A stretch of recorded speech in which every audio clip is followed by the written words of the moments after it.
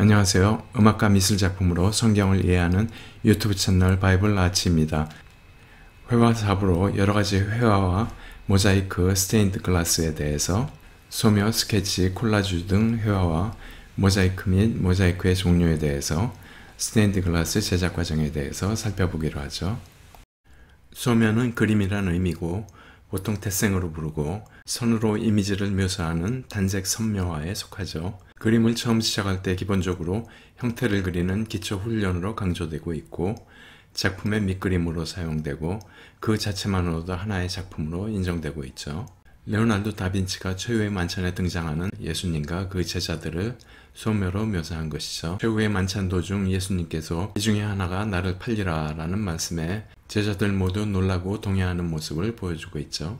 드로잉은 그린다라는 의미를 지니고 있고 소묘와 달리 작품의 밑그림이나 준비 단계가 아닌 배경이나 명암, 농도가 모두 묘사된 하나의 작품이라고 볼 수 있죠. 현대미술에서는 작가가 손과 몸을 통해 이미지를 만드는 모든 회화적인 방법과 그 결과물을 총칭하는 광범위한 의미로 사용되고 있죠. 렘브란트가 펜으로 그린 이 사람을 보라, 즉 에케 호모라는 작품이고요. 빌라도가 예수님을 신문한 후 군중들 앞에 데리고 나와 이 사람을 보라 하며 죄가 없음을 이야기하고 있죠. 스케치는 간략히 그린다는 의미이고 연필이나 수채 물감으로 그리는데 다음 네 가지 종류로 구분할 수 있죠. 간단 스케치는 아이디어 차원에서 메모하는 정도고요. 크로키는 특징만 포착하여 빠르게 그리는 것이고 포샤드는 물감을 사용하여 표현할 형태의 영역을 색깔로 스케치하는 것이고 에스키스는 작품 구상의 최종 단계로 완성된 스케치라고 볼 수 있죠. 그럼 각각 샘플로 보기로 하죠. 간단 스케치는 러프 스케치라고 하고 묘사하고자 하는 것을 메모처럼 간단하게 그려넣는 것이죠. 크로키는 빠르게 그린다는 속사의 의미를 갖고 있고 작가가 보고 느낀 것을 아주 빠르게 그리는 것이죠. 세부적인 표현을 과감하게 생략하고 대상의 특징만 포착해서 그리는 것이죠.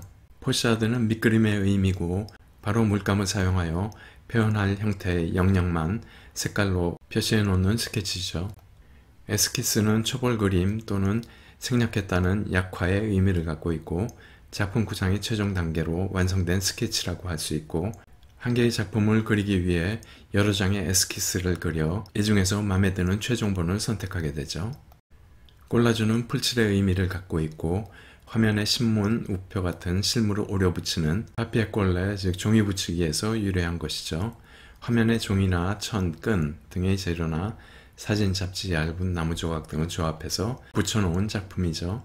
여러가지 사진, 카드 모양을 붙여 모나리자를 콜라주로 제작한 것인데 우측에 얼굴 부분을 확대한 것인데 조그만 카드들이 마치 모자이크같이 붙여 놓여 있죠. 앙리 마티스의 왕의 슬픔이란 작품인데 과슈 물감을 칠한 여러가지 색종이를 잘라 캔버스에 붙여놓은 콜라주 작품인데 가운데 다윗왕이 류트를 탈 때 우측에 무이가 춤을 추고 있죠.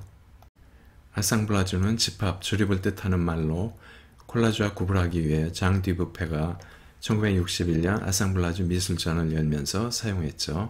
콜라주가 보통 종이나 천처럼 입체감이 없는 평면적인 실물을 붙이는 반면 아상블라주는 입체로 된 물건을 붙이는 3차원 콜라주라고 할 수 있죠. 의자 등 잡다한 물건이나 폐품같이 3차원의 오브제를 입체적으로 조합해서 만든 작품이죠. 좌측에 여러가지 입체적인 형태를 갖고 있는 폐품들을 붙여 아상블라주를 만들었고요. 우측도 여러가지 장식품을 가지고 입체적으로 꾸며놓고 있죠. 바이블 아츠는 보고 들으며 즐기는 성경을 추구합니다. 바이블 아츠가 여러분들께 도움이 되고 앞으로도 기대가 된다면 구독, 좋아요, 알람 설정 꾹 눌러주시고 댓글도 부탁드립니다. 여러분들의 관심은 제가 더 나은 콘텐츠를 제작하는데 큰 동기부여가 됩니다. 감사합니다. 모자이크는 돌이나 유리 등 작은 단편을 일정한 형상이나 모양으로 배열해 놓은 작품이죠. 메소포타미아 문명에서 그 기원을 찾을 수 있고 비잔틴 시대에서 가장 번성했죠.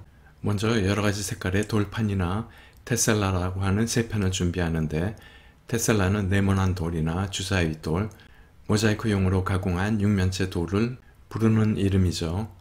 세 편의 크기에 따라 섬세한 묘사가 가능해 머리카락까지 묘사하기도 하죠. 좌측 사진은 모자이크 제작 과정을 보여주고 있는데 일정한 틀 안에서 이 돌멩이 조각에 교착제를 발라 하나씩 붙여가며 배열하여 이미지를 만들고 있죠. 그런데 이 틀이 점점 확장되어 교회 전체를 모자이크로 장식하고 있기도 하죠. 모자이크 장식으로 대표되는 베네치아의 산마르코 성당의 모습인데 교회 전체를 이렇게 모자이크로 장식해 놓고 있죠.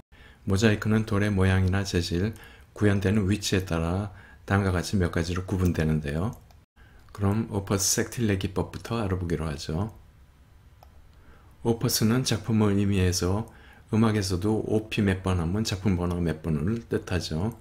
섹틸레는 절단 가능한 분할편의 의미를 갖고 있죠. 섹틸레 기법은 세 편이 아닌 다양한 크기와 모양의 대리석 판을 사용하고 있죠. 좌측에 보이는 여러 가지 패턴들은 산마르코 성당의 바닥을 장식하고 있는 모자이크인데 섹틸레 기법을 사용하여 다양한 크기와 모양의 대리석 판을 사용하여 기하학적으로 짜맞춘 문양으로 바닥 벽면을 장식하고 있죠. 다음은 오퍼스 세텔라툼으로 대리석이나 여러가지 색깔의 돌로 테셀라라 부르는 입항체의 세 편을 만들어 장식을 하는 것이죠. 좌측의 성모상은 이렇게 만들어 놓은 여러가지 색깔의 세 편을 하나하나 배열하여 만든 기본적인 모자이크죠. 엠블레마는 엠블렘이란 뜻이고 보통 바닥의 장식은 기본 패턴을 가지고 있는데 그 중심부에 엠블레마란 이미지 형태를 만들고 있죠. 오퍼스 베르미클라툼은 연충식 모자이크라고 하여 벌레 같은 작업이라고도 하죠. 중심의 이미지와 완전히 대비되는 화려한 윤곽선을 강조하고 있고 곡선의 윤곽선을 표현하기에 적합한 보다 세밀한 테세라 세편을 사용하고 있죠. 스테인드 글라스는 유리 재료에 안료를 넣은 생유리나 유리의 겉면에 색을 칠해 이미지를 만드는 형태인데 보통 교회의 유리창을 장식하여 밖에서 들어오는 햇빛이 스테인드 글라스를 거치며 햇빛을 광원으로 교회를 아름답게 장식하고 있죠. 스테인드 글라스는 7세기경 이슬람권역에서 시작하여 12세기 프랑스 교회 건축에서 제작 기술의 정점에 이르러 모자이크와 함께 중세 미술을 대표하는 회화라고 할 수 있죠. 그럼 스테인드 글라스의 제작 과정을 사진과 함께 자세히 살펴보기로 하죠. 먼저 스테인드 글라스 패널 전체의 내용을 구성하고 실물 크기로 밑그림을 작성하는데 이 밑그림이 바로 작품의 제작 도면이 되는 것이죠. 다음에 카툰 준비인데 카툰이라는 스테인드 글라스를 구성하는 유리 조각의 단위인데 도면에 그려진 실물 크기의 유리 조각을 말하죠. 카툰은 도면 위에 유리를 대고 조각의 경계를 흰색 석계로 표시하죠. 절단 시 하얀 경계선과 약간 여유를 두어 열이 가해진 분할철로 자르게 되죠. 다음은 카툰을 경계선대로 다듬는 과정으로 글로우징 아이언이란 강철 유리칼로 잘려진 부분의 거친 모양을 가장자리부터 흰색 경계선까지 정확한 모양이 만들어질 때까지 뚝뚝 끊으며 다듬어 나가죠. 이렇게 카툰이 만들어졌으면 그 위에 자세한 묘사를 위해 그리기 작업이 시작되죠. 스테인드 글라스의 안료는 산화철, 구리, 유리 분말 섞은 안료와 와인, 소변 또는 식초 같은 첨가제를 혼합하여 만들어 놓죠. 다음 카툰을 밑그림에 대고 준비해 놓은 안료로 그대로 그리고 가마나 오븐에 구우면 안료가 녹으면서 유리 조각과 일체가 되어 무늬가 새어진 유리가 만들어지죠. 이렇게 무늬가 새겨진 카툰이 완성되면 네 번째 스테인드 글라스 프레임 밑에 밑그림을 깔고 카툰을 붙여나가며 판넬을 구성하게 되는데요. 이때 납 스트랩으로 카툰을 고정하는데 납은 유리 조각 모양대로 유연하게 구부러져 장착이 아주 용이하죠. 다섯 번째는 카툰을 장착하고 고정시켜 스테인드 글라스 패널을 만드는 단계인데 스트립이 서로 만나는 부분에 납땜으로 접합하여 카툰이 빠지지 않도록 견고하게 고정시켜 놔야 되죠.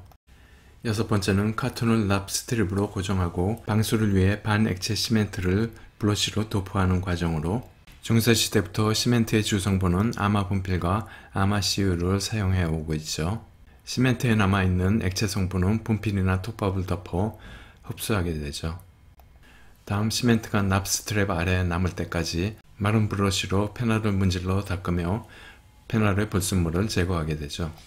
스테인드 글라스 대표 작품을 살펴보기로 하죠. 좌측은 파리의 노트르담 대성당의 장미창이고요. 우측은 샤갈이 야곱의 12아들을 그린 이스라엘의 창중 레위인데 샤갈은 이 12작품을 먼저 석판화로 그렸고 이를 그대로 유대회당의 스테인드 글래스로 장식하고 있는데, 여기서 가로세로 격자로 이루어진 하나가 바로 카툰을 말하고 그 카툰에 여러가지 그림을 그리고 있죠. 프랑스 랭스 대성당이고 샤가리 대성당의 창에 이렇게 스테인드 글라스로 장식을 해놓고 있죠. 파리의 샹트샤펠 성당의 스테인드 글라스인데, 제단의 뒤쪽 바닥부터 천장까지 벽을 모두 스테인드 글라스로 장식하고 있죠. 지금까지 모자이크와 스테인드 글라스에 대해 중점적으로 살펴봤고, 다음 시간에 판화와 조소로 이어지겠습니다. 감사합니다.